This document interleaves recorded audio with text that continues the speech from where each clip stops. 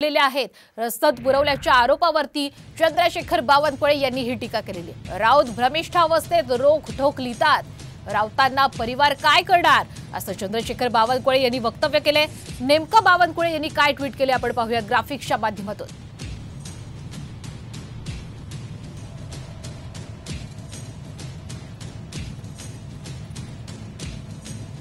उभाटाचे अधिकृत आणि शरद पवार गटाचे स्वयंघोषित प्रवक्ते संजय राऊतांनी पुन्हा अकलेची तारे तोडली।